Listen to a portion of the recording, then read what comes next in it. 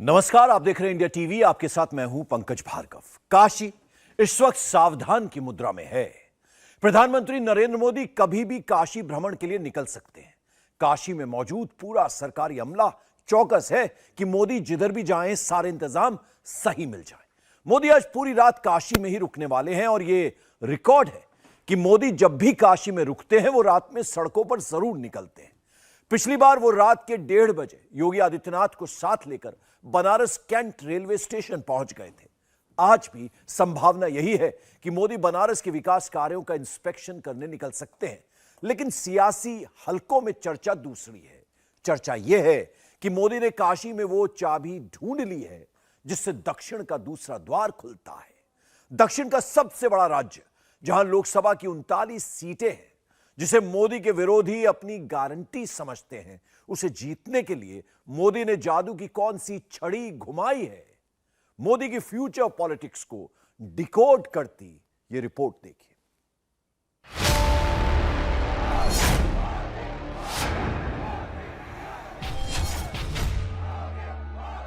नरेंद्र मोदी का strike rate बढ़ने वाला है।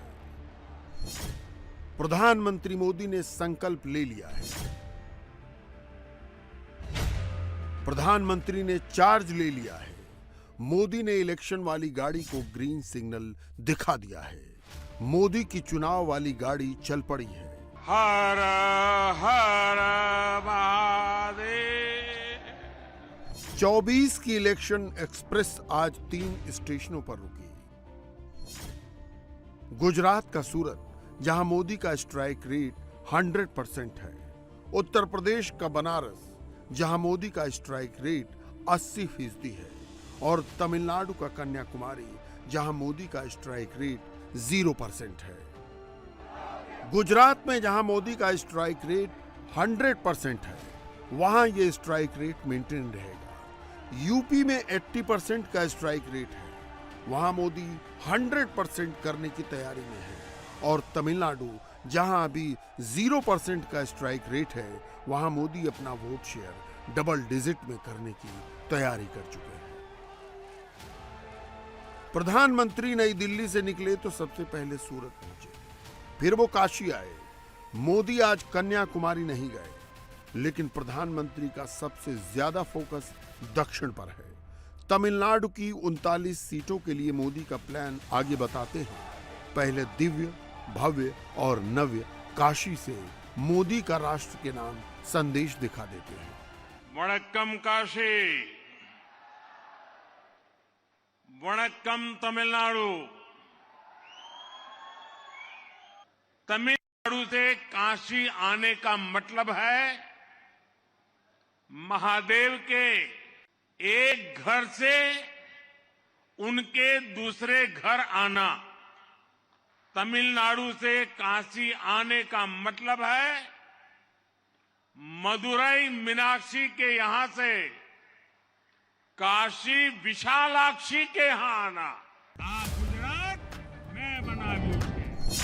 2014 में गुजरात की 26 की 26 सीटें और 2019 में भी 26 की 26 सीटें जीतने वाले नरेंद्र मोदी 2024 के लिए अगर किसी एक राज्य को लेकर सबसे ज्यादा निश्चिंत होंगे तो वो है गुजरात।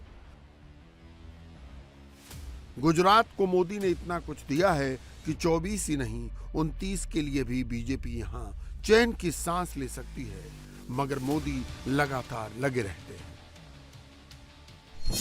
इसी कड़ी में सूरत को आज 2 बड़ी सौगातें मिली। सूरत इंटरनेशनल एयरपोर्ट की नई बिल्डिंग और पेंटागन से बड़ा कॉरपोरेट ऑफिस हब सूरत डायमंड बोर्ड। थर्ड टर्म को सील करने के लिए मोदी ने जो गारंटी वाली गाड़ी चलाई है, उसकी गारंटी गुजरात को भी मिली।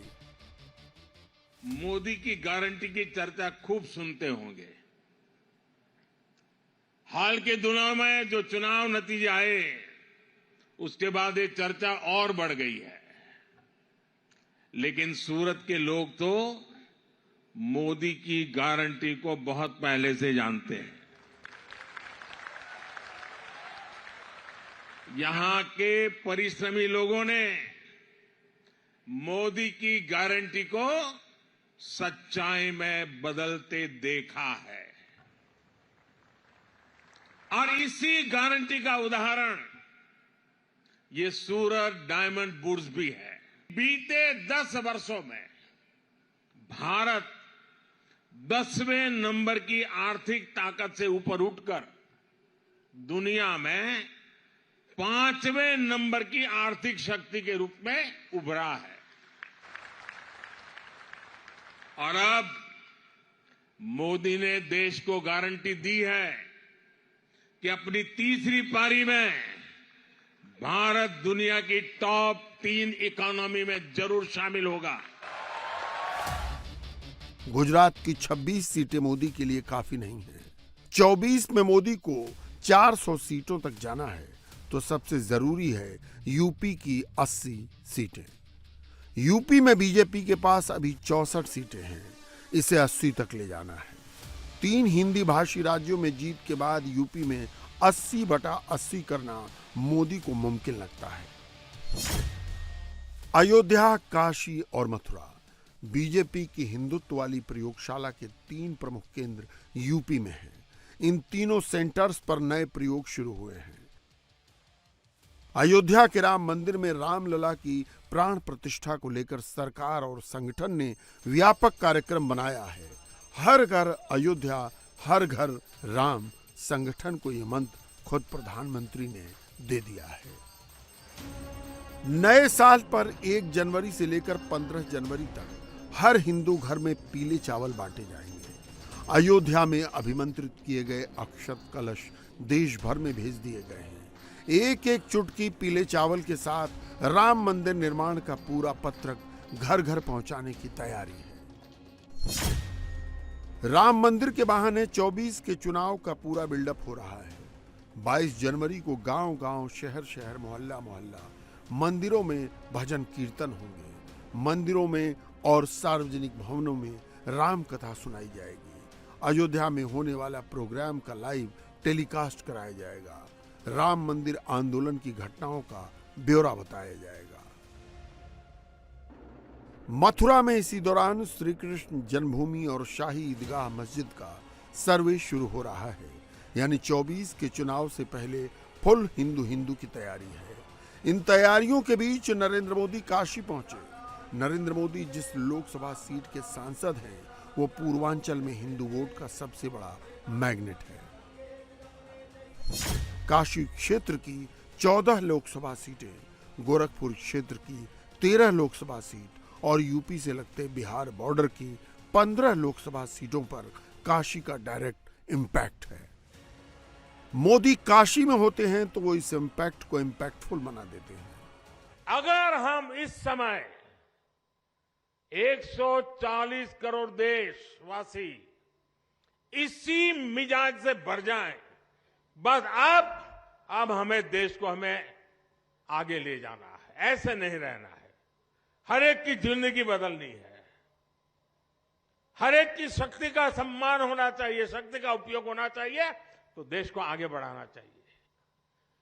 एक बार ये मन में ये बीज बो रहे ना, आज 25 साल में तो ऐसा वटवृक्ष बनेगा, 2047 में 2047 में विकसित भारत बन जाएगा और बच्चों को फल मिलना शुरू हो जाएगा। ये वटवृक्ष की छाया आप ही के बच्चों को मिलने वाली है। और इसलिए विकसित भारत बनाने के लिए हर नागरिक का मिजाज बनना चाहिए, मन बनना चाहिए, संकल्प बनना चाहिए। और अगर मन बन जाता है तो मंजिल दूर नहीं होती है। 2019 के चुनाव में बीजेपी ने यूपी में 62 और उसके सहयोगी अपना दल ने 2 सीटें जीती थी।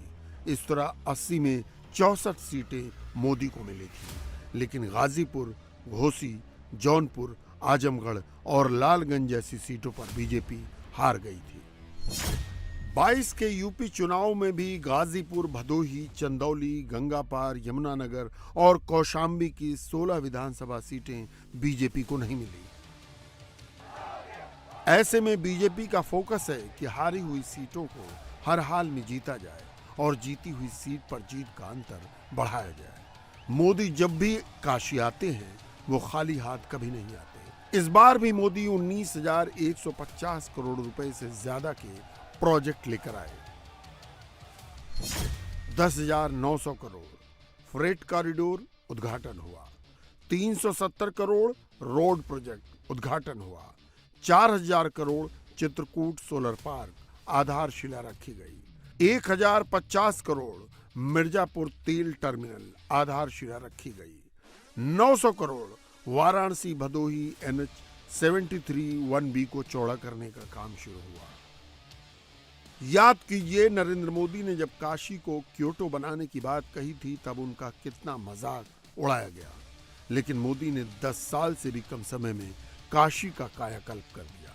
बाबा विश्वनाथ के जिस धाम में सालाना 1.5 से 2 करोड़ श्रद्धालु और तीर्थयात्री आते थे, वहां पिछले 2 साल में 13 करोड़ श्रद्धालु और तीर्थयात्री आए।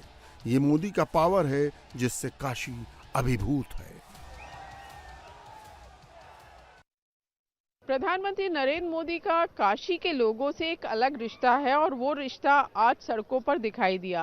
करीब 22 किलोमीटर तक प्रधानमंत्री नरेंद्र मोदी का जबरदस्त स्वागत हुआ, उनके ऊपर फूल बरसाए गए। पिछले 10 सालों में प्रधानमंत्री मोदी ने काशी को दिया भी बहुत। करीब 18,000 करोड़ की योजनाएं पूरी हो चुकी हैं और 20,000 करोड़ की योजनाओं पे काम हो रहा है। जो काशी के घाट हैं, बनारस जो है घाटों का शहर माना जाता है, गंगा के किनारे ये जो घाट हैं उनको साफ किया गया है। शहर की सड़कें चौड़ी की गई हैं, जो बिजली के तार थे उनको अंडरग्राउंड किया गया है। हेल्थ सेक्टर में काफ़ी काम हुआ है। ट्रेन्स कई सारी नई शुरू हुई हैं, जो वो वंदे भारत हो चाहे महामना के नाम से जो ट्रेन यहाँ पे शुरू हुई है। एयरपोर्ट है उसमें फ्लाइट्स बढ़ गई हैं, रिंग रोड बनी है, हाईवेज अच्छे हुए हैं और सबसे बड़ी बात, शिव भक्तों को एक बड़ी सौगात मिली है काशी विश्वनाथ कॉरिडोर के तौर पे। प्रधानमंत्री पूरे 25 घंटे के लिए काशी पहुंचे। उनसे पहले मोदी की गारंटी वाली गाड़ी काशी पहुंच गई। बीजेपी को लगता है कि मोदी की गारंटी से वो पूरा हिंदी बेल्ट क्लीन स्वीप कर लेंगे।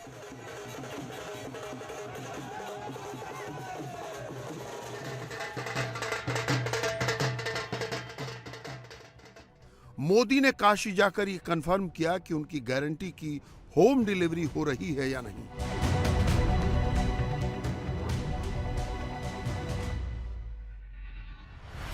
एक बार जाएंगे तो इसका हिसाब किताब भी हो जाएगा। तो ये विकसित भारत संकल्प यात्रा जो है ना, वो एक प्रकार से मेरी भी कसौटी है, मेरी एग्जामिनेशन है कि मैंने जो कहा था और जो मैं काम कर रहा था, मैं आपके मुंह से सुनना चाहता था और देश भर से सुनना चाहता हूं कि जैसा मैंने चाहा था वैसा हुआ है कि नहीं हुआ है, जिसके लिए होना चाहिए था उसके लिए हुआ है कि नहीं हुआ है, जो काम होना चाहिए था हुआ कि नहीं हुआ है।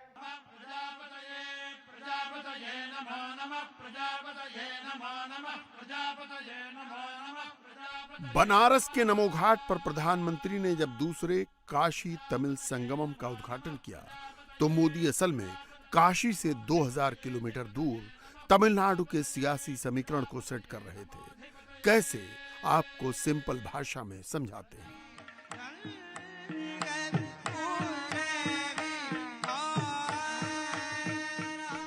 मोदी के विरोधियों ने उत्तर और दक्षिण का नैरेटिव बनाया है।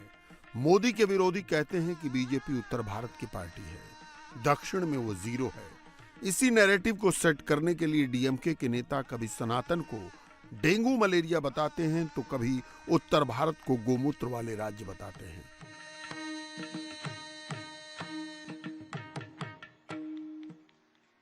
சிலவற்றை நாம் ஒழிக்கத்தான் வேண்டும், எதிர்க்க முடியாது. கொசு, டெங்கு காய்ச்சல், மலேரியா, கொரோனா இதையெல்லாம் நம்ம எதிர்க்க கூடாது, ஒழித்து கட்ட வேண்டும். அப்படிதான் இந்த சனாதனம். People of this country should think इस देश के लोगों को सोचना चाहिए कि बीजेपी की एक ही ताकत है, चुनाव जीतना, और भी खास तौर से हिंदी पट्टी के राज्यों में, जिनको हम गौमूत्र राज्य कहते हैं, वो दक्षिण में नहीं जीत। तेलंगाना में कांग्रेस की सरकार बनी, बीजेपी वहां केवल 8 सीट जीत पाई।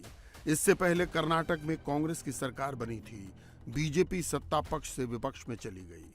आंध्र प्रदेश में बीजेपी अभी शून्य पर है, केरल में भी बीजेपी का खाता नहीं खुला है, तमिलनाडु में एआईएडीएमके के साथ बीजेपी का गठबंधन नहीं रहा, यहां भी बीजेपी अभी कोई दमदार पॉलिटिकल फोर्स नहीं बन पाई है। मोदी ने काशी से कन्याकुमारी तक तमिल संगमम एक्सप्रेस चलाई तो क्या सोचकर चलाई?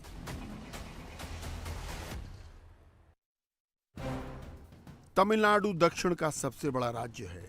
यहां की 39 लोकसभा सीटों में से सिर्फ कन्याकुमारी की सीट ऐसी है जिसे 2014 में बीजेपी ने जीता था। 2019 में बीजेपी यहां फिर से शून्य पर पहुंच गई। वोट शेयर रहा 4% से भी कम। नरेंद्र मोदी दक्षिण में बीजेपी का फुटप्रिंट बढ़ाना चाहते हैं। दक्षिण के 5 राज्यों में लोकसभा की 130 सीटें हैं। कर्नाटक की 28 में से 25 सीटें बीजेपी के पास हैं। तेलंगाना की 17 में से 4 सीटें बीजेपी ने जीती थी। आंध्र प्रदेश में बीजेपी के पास 0 सीट है, केरल में 0, तमिलनाडु में भी 0। 2019 में दक्षिण के 5 राज्यों में कांग्रेस के 27 सांसद जीते थे, बीजेपी के वहां से 29 सांसद जीते हैं। नरेंद्र मोदी इससे संतुष्ट नहीं है। बीजेपी ने 160 सीटों को कमजोर मानकर मंत्रियों और सांसदों को उनकी जिम्मेदारी दी है। उन सीटों में अधिकतर सीटें दक्षिण की हैं। प्रधानमंत्री को लगता है कि दक्षिणी राज्यों की 130 सीटों पर बीजेपी तब तक मजबूत नहीं हो सकती जब तक तमिलनाडु पर भगवा रंग न चढ़े। द्रविड़ पॉलिटिक्स पर भगवा रंग चढ़ाने के लिए मोदी ने वाया काशी रूट पकड़ा है।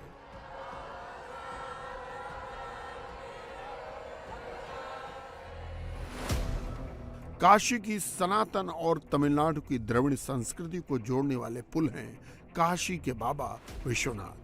तमिलनाडु के हिंदू शिव की पूजा करते हैं और काशी विश्वनाथ उनके आराध्य हैं। तमिलनाडु के शिव मंदिरों में काशी से ले जाए गए शिवलिंग स्थापित हैं। तमिलनाडु में मान्यता है कि काशी के शिवलिंग की पूजा करने से सारे पाप नष्ट हो जाते हैं। तमिलनाडु के लोग रामेश्वरम की रेत लेकर बाबा विश्वनाथ का दर्शन करने आते हैं और रामेश्वरम में शिवलिंग का अभिषेक करने के लिए काशी से गंगा जल ले जाते हैं। हजारों साल से जो परंपरा चली आ रही है उसे नरेंद्र मोदी नया रंग, नया ढंग दे रहे हैं। दुनिया के दूसरे देशों में राष्ट्र एक राजनीतिक परिभाषा रही है, लेकिन भारत एक राष्ट्र के तौर पर आध्यात्मिक आस्थाओं से बड़ा है। भारत को एक बनाया है आदि शंकराचार्य और रामानुजाचार्य जैसे संतों ने, जिन्होंने अपनी यात्राओं से भारत की राष्ट्रीय चेतना को जागृत किया। तमिलनाडु से आदिनम संत भी सदियों से काशी जैसे शिव स्थानों की यात्रा करते रहे। इन यात्राओं और तीर्थ यात्राओं के जरिए भारत हजारों वर्षों से एक राष्ट्र के रूप में अडिग रहा है, अमर रहा है। नरेंद्र मोदी काशी की परंपरा दिखाकर तमिलनाडु की पॉलिटिक्स को सेट कर रहे हैं। काशी में मोदी और उनके मंत्री तमिलनाडु के लोगों की जमकर आवभगत कर रहे हैं। तमिलनाडु से काशी आए लोग वापस अपने राज्य जाकर दूसरे लोगों से इसका बखान करेंगे। इसका रिजल्ट कोई एक दिन नहीं, 1 महीने या एक चुनाव में नहीं आएगा। समय लगेगा, लेकिन असर जरूर होगा।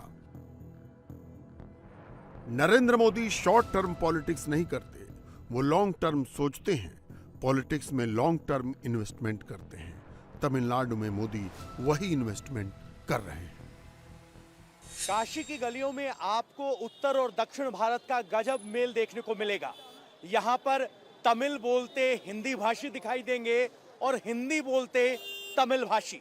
यही वो सांस्कृतिक जुड़ाव है जो तमिल संगमम को यहाँ काशी में एक महत्व देता है। और प्रधानमंत्री नरेंद्र मोदी भी इसी सांस्कृतिक जुड़ाव के जरिए अपना राजनीतिक मैसेज आगे बढ़ा रहे हैं, क्योंकि अगर भारतीय जनता पार्टी को हिंदी भाषी राज्यों से आगे बढ़ना है तो उनके पास अपना संदेश भेजना होगा, लेकिन वो संदेश शुद्ध तौर पर राजनीतिक नहीं हो सकता। यही वजह है कि प्रधानमंत्री नरेंद्र मोदी सांस्कृतिक और धार्मिक संकेतों के जरिए अपना संदेश आगे बढ़ा रहे हैं। और इन सब के परे एक संदेश ये कि सारा भारत एक है और हम सब भारतवासी, और अगर उत्तर और दक्षिण का भेद मिटे तो ये श्रेष्ठ भारत के लिए सही संदेश होगा।